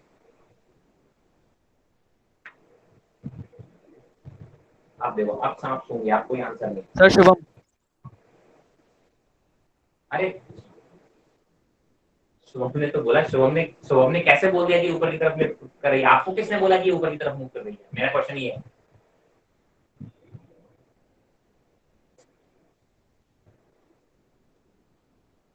सर उसका ऊपर की तरफ एक्सेलरेशन है। ऊपर की तरफ एक्सेलरेशन का मतलब ये नहीं होता कि बॉडी ऊपर की तरफ मूव कर रही है। जब बॉडी को आप ऊपर फेंकते हो तो उसका एक्सेलरेशन नीचे की तरफ लग रहा होता है, तो इसका मतलब कि बॉडी नीचे की तरफ मूव कर रही है। तो ध्यान रखें, बहुत इंपॉर्टेंट चीज, अगर बॉडी का एक्सेलरेशन अपवर्ड है, डायरेक्शन ऑफ मोशन कहीं पर भी हो, चाहे वो ऊपर जा रही हो चाहे वो नीचे जा रही हो, मुझे उससे मतलब नहीं है, एक्सेलरेशन अपवर्ड है। अगर बॉडी ऊपर जा रही होगी यानी वेलोसिटी की डायरेक्शन ऊपर है, एक्सेलरेशन की डायरेक्शन ऊपर है, मतलब उसकी स्पीड बढ़ रही होगी। अगर बॉडी नीचे आ रही होगी और एक्सेलरेशन अपवर्ड है, इसका मतलब उसकी स्पीड घट रही होगी। दोनों केस पॉसिबल है, मुझे मतलब नहीं कि उसकी डायरेक्शन ऑफ मोशन क्या है, मुझे तो एक्सेलरेशन से मतलब है। अब इस केस में आप ग्राउंड पे खड़े होकर अगर इस मोशन को स्टडी करोगे तो इस पे जरा बताओ कितना फोर्स लग रहा है। इसका अगर आप एफबीडी बनाओगे तो देखो क्या लग रहा होगा, ऊपर की तरफ नॉर्मल लग रहा होगा, नीचे की तरफ एमजी लग रहा होगा, और जिस एक्सेलरेशन से लिफ्ट ऊपर की तरफ एक्सेलरेटेड है तो आप बोलोगे इस पे भी नेट एक्सेलरेशन किधर की तरफ होगा, ऊपर की तरफ होगा। होगा कि नहीं होगा, बिल्कुल होगा। ग्राउंड पे खड़े हुए बंदे को तो यही लगेगा ना, इस पे एक्सेलरेशन किधर है, ऊपर की तरफ है। तो आप क्या बोलोगे इस केस में, ऐसे तो लिखोगे n minus M G is equal to acceleration, sorry m into acceleration. भाई साहब नेट फोर्स ऊपर की तरफ लगेगा ना, उसको नेट एक्सेलरेशन ऊपर की तरफ, तो ऊपर वाला फोर्स ज्यादा होना चाहिए, तो n minus M G equal to m into a। तो यहाँ से अगर आप नॉर्मल निकाल के लाओगे तो कितना आ रहा है, m इंटू जी कर। तो देखिए नॉर्मल ही एपरेंट वेट है, तो एक्चुअल वेट तो mg होता है, बट आपने बोला यहाँ पे नॉर्मल की वैल्यू बढ़ी हुई आ रही है, मतलब आपका एपरेंट वेट बढ़ा हुआ आएगा। ठीक है, मतलब आप भारी फील होंगे। तो जो पतले पतले लोग हैं जिनको लगता है कि लोग चढ़ाते हैं मेरा वेट कम है, तो उनको लिफ्ट में ले जाओ, वेइंग मशीन पर खड़े हो जाओ और ऐसे मोशन कराओ कि लिफ्ट का एक्सीलरेशन अपवर्ड हो। वेट ज्यादा दिखेगा, कहेगा भाई साहब देख मेरा वेट देख, आज का बोल मत देना मेरा वेट कम है, बिकॉज उस टाइम पे आपकी जो वेइंग मशीन है वो आपका वेट बढ़ा हुआ बता रहा होगा। I hope this is very clear, है ना। मैंने कहा सेकंड केस, अगर आपका जो लिफ्ट है उसका एक्सेलरेशन डाउनवर्ड है। मैं कहा शुभम लिफ्ट किधर मूव कर रही है,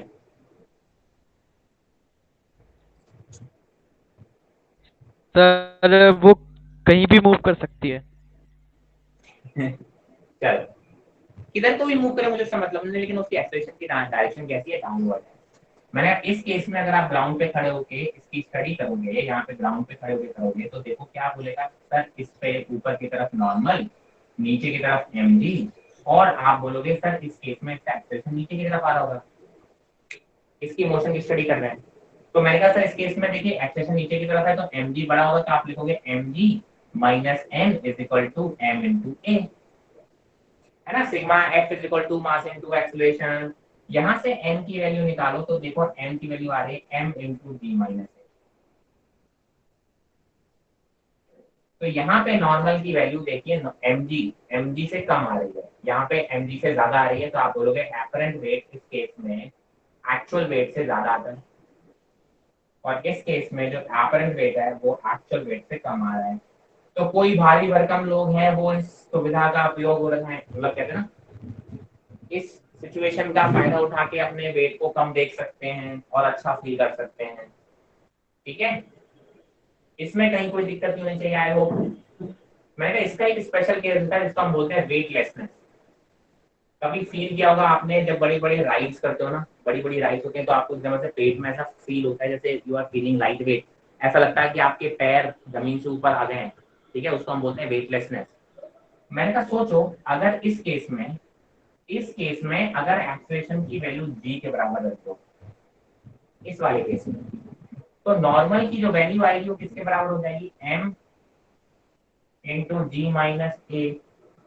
और g माइनस ए की वैल्यू देखो, g की वैल्यू अगर रखते हैं तो आप बोलोगे दैट इज इक्वल टू 0, मतलब नॉर्मल की वैल्यू 0 आ जाएगी। मतलब आप बोलोगे कि सर आपको वेटलेसनेस जैसा फील होगा क्योंकि आपका वेट 0 दिखाएगा वेइंग मशीन। इस केस में ऑलमोस्ट आप वेइंग मशीन से कॉन्टैक्ट लूज करने वाले हो गए। जब वेइंग मशीन से कॉन्टैक्ट ही नहीं होगा, कोई नॉर्मल ही लगेगा तो वेइंग मशीन पे वेट ही नहीं फील होगा। इवन आपको भी क्या फील होगा कि सर आप वेटलेसनेस जैसे फील कर रहे हो ना। जब आपने अगर कभी ध्यान हो कि बड़ी बड़ी राइड्स में जब आप ऊपर से नीचे आ रहे होते हो तो आपको एकदम से वेटलेसनेस फील होता है। क्यों? क्योंकि वो नीचे आने वाला एक्सेलरेशन ऐसे सेट कर देता है कि आपकी जो एक्सेलरेशन की वैल्यू होती है वो ऑलमोस्ट जी के बराबर होती है और आपको ऑलमोस्ट वेटलेसनेस जैसी फील हो रही होती है। ठीक है, तो that is again a situation जो आपने फील की हुई है और फिजिक्स में उसका रीजन पढ़ रहे हैं। देखिए भाई कितनी इंटरेस्टिंग, हमने कभी सोचा ही नहीं ऐसा क्यों हो रहा है, तो आज आपने देख लिया कि वो ऐसा क्यों हो रहा है। समझ में आया? इसमें किसी को डाउट है तो पूछ लो भाई। Any doubts? सर अगर वो एक्सेलरेशन की डाउनवर्ड एक्सेलरेशन की वैल्यू जी से ज़्यादा हो गई तो आप फोर्स ऊपर की, तो आप ऊपर की तरफ उड़ जाओगे। अगर एम सोचिए ये वैल्यू ज्यादा हो गई, इसका मतलब आप बोलोगे ये एन की वैल्यू कैसे हो जाएगी नेगेटिव, मतलब एन आपने ऊपर की तरफ माना हुआ है। सॉरी मैंने उल्टा बोल दिया शायद। हाँ, अगर आप बोलते हो एक्सेलरेशन की वैल्यू ज्यादा हो गई मतलब एन की वैल्यू कैसे आ गई, नेगेटिव हो गई। इट मींस आपने नॉर्मल ऊपर की तरफ माना हुआ है और वो नॉर्मल नीचे की तरफ लगने लगेगा। ठीक है, दैट मींस इस पे अगर नॉर्मल नीचे लगने लगेगा तो वेइंग मशीन पे नॉर्मल किधर लगने लगेगा, ऊपर की तरफ। तो भाई साहब दोनों लोग ऊपर की तरफ जाने लगेंगे, है ना, मशीन भी ऊपर की तरफ उड़ने लगेगी। सर ये वाली बात एक बार बताना, अगर इस पे नॉर्मल नीचे लगने लगेगा, वहां तक समझ आ गया। इस पे नॉर्मल नीचे लग रहा है, इस पे नॉर्मल कौन लगा रहा है, वेइंग मशीन। इसका मतलब वेइंग मशीन पे नॉर्मल किधर लगने लगेगा, ऊपर की तरफ, अच्छा हाँ, यस सर। है ना। इसका मतलब ये वेइंग मशीन ऊपर की तरफ उड़ने लगेगी। Okay sir. ठीक है, that is almost impossible case. चलिए, एनी अदर डाउट्स?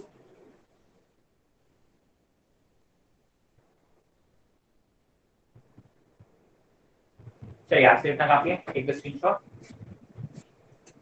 डीपीपी मिल जाएगी, अगर अभी नहीं आई हो मैं एक बार बात करके देखता हूँ, अगर ऑनलाइन नहीं मिली तो एक बार क्रॉस कराता हूँ। दो डीपीपीज हैं न्यूटन लॉज ऑफ मोशन की, तो आपको दोनों सॉल्व करनी है। सर वो वेइंग मशीन के साथ ये जो इंसान है ये भी ऊपर उठने लगेगा ना? नहीं, ये तो नीचे की तरफ जाएगा बेटा,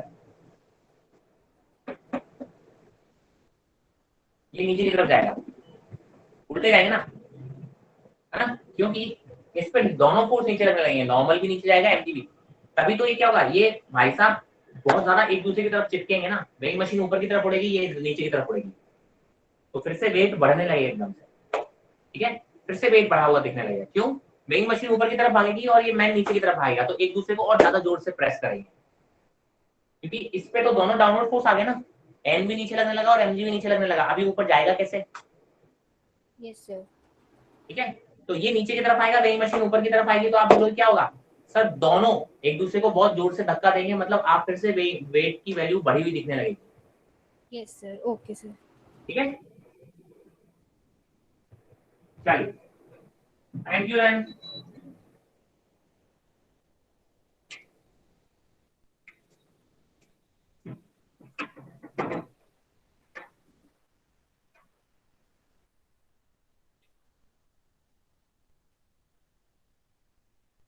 थैंक यू एवरीवन।